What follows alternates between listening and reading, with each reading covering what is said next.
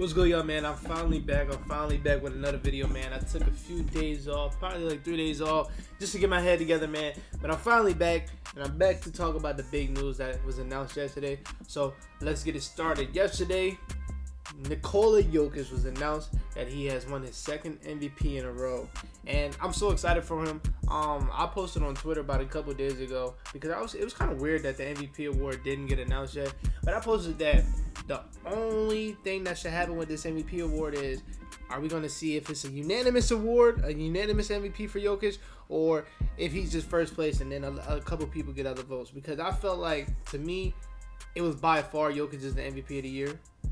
And the award that he's getting right now, I don't understand at all, and I'm finding it kind of weird. That's one of the main reasons why I'm bringing this video.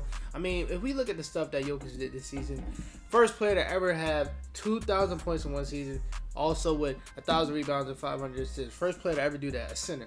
First to ever average 27, 14, and 8 in a season, ever. Again, a center. First player to be in top 10 in the points per game, top 10 in rebounds per game, and top 10 assists per game, also top 10 in field goals per game in the last 50 years. And he also has the highest PER ever. And to back that off, his two max players that's supposed to be his counter stars were out the whole season. Yes, MPJ, he played like 12 games, but in those 12 games, he was absolutely terrible. And that's because he was dealing with a back injury that was happened in the preseason games. But other than that, his counter stars did not play the whole season. And he led that team to a 6th seed in the West. While the other guys, Giannis and Embiid, their teams went 51-31, both of them. But Jokic, with no stars next to him, with no people even averaging over 15 points, went 48-34. Only lost 3 more games. I just felt like that alone should have just gave it to him. Because you look at Embiid, he has Harden. Before he had Harden, he had rising star Tyrese Maxey. He had max player Tobias Harris. Giannis, I love Giannis. Giannis had 2 All-Stars, Chris Middleton and what's his name? Drew Holiday. And then the team is just way better. When you look at the teams are just way better than the team Jokic just had. Look at this team. Jokic carried this team to the playoffs and was the only person other than Bones Highland and Monte Morris to show up in the playoffs. Jokic had his stats in the playoffs. If he just would have got a little bit of help from at least somebody, they probably could have won more than one game. But they couldn't because he doesn't have a good team. His second best player is Aaron Gordon, who a lot of people was discussing how that contract was a huge overplay because he did nothing, and I mean nothing, in the playoffs. And then after that, it was like a rookie, Bones Highland. He had no help this whole season, and people didn't like that he won MVP for what? This team is a 6th seed, and you can really say it's solely because of him. You can honestly say without Jokic, this team's a lottery team.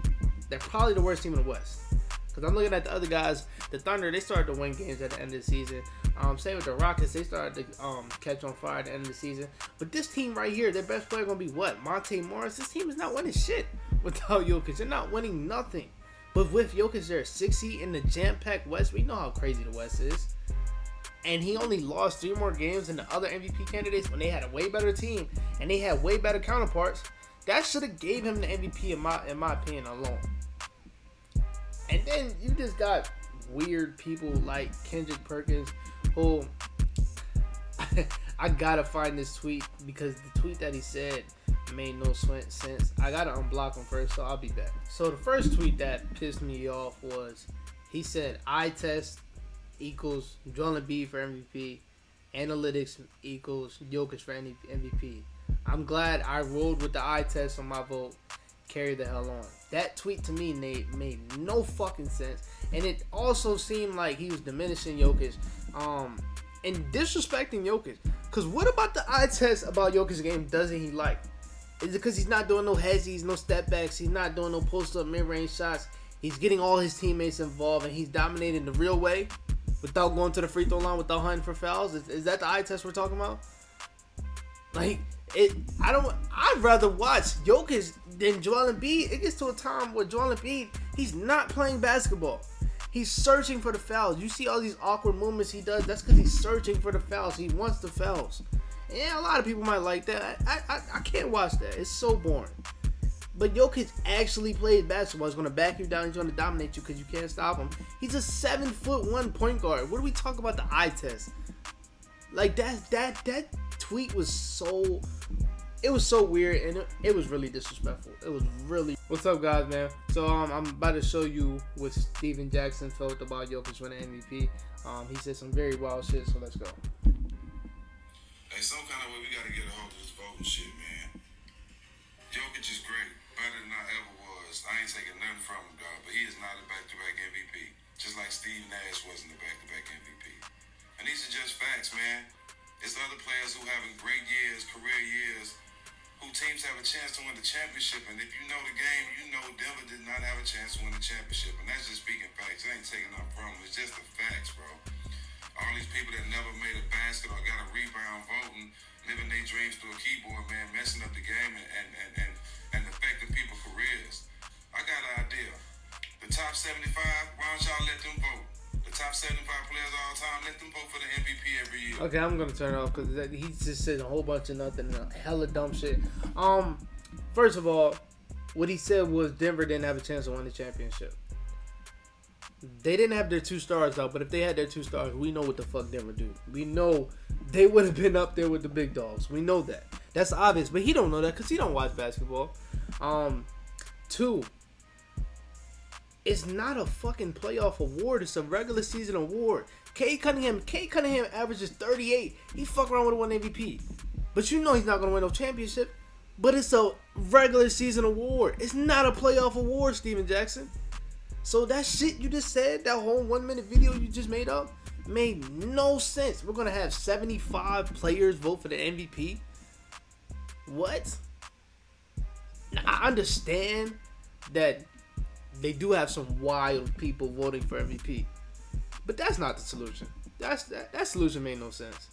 That solution made no sense. Then saying he didn't deserve to be back-to-back MVP. Do you know the stats? I'm pretty sure you love Jamal Murray. You love Michael Porter Jr. You probably don't even know about Jokic like that. So you probably didn't watch the Nuggets all year. So you obviously don't know what he did. It made no sense. And then people saying they robbed Embiid. How the fuck did they do that? How did they do that? And I this is what I hate about NBA media, and that's why it's starting to piss me off, because we can see it's very narrative. It has a lot to do with narrative. A lot of people, and when I say people, I'm talking about my people. If you know what I look like, you know what I mean by my people. A lot of people said, I'm talking about huge people that got blue checks on Twitter, all that stuff, NBA players, WNBA players, saying that Embiid was robbed and Jokic didn't deserve it. I got a problem with that because I know a lot of y'all didn't watch Nuggets games, and I know a lot of y'all saying that because he don't look like us, and that annoys me. And then we got clowns like Steven Jackson. Stephen A's a clown too, but Steven Jackson who say wild shit, but they have the platform to say it, and they have people that's gonna follow them and be like, yeah, you're right. I heard Steven Jackson say one time that Chris Middleton was the best player on the Bucks. And when I mean one time, that was fucking last year. It wasn't when they first made the trade for Chris Middleton back in 2014 when he was actually better than Giannis. It was last year. But that clown, he has a platform. I'm not saying I deserve a platform yet. I still got a lot of work to do. But it's a lot of NBA YouTubers that should get the platform to say stuff because they actually know what they're talking about, because they actually put in the time to actually watch NBA basketball. We can tell that a lot of these analysts don't watch basketball. Stephen A doesn't watch basketball. Kendrick Perkins, he watches only the TV games. If I ask him who fucking what's the first name that can come to my mind? Lindy Waters is, he wouldn't know who it is. But if you watch basketball, if you really watch basketball, I don't care if it's not your team, you know who Lindy Waters is. Like, that's, I hope one day we can have actual analysts that actually watch basketball, not just the TV games, the real basketball.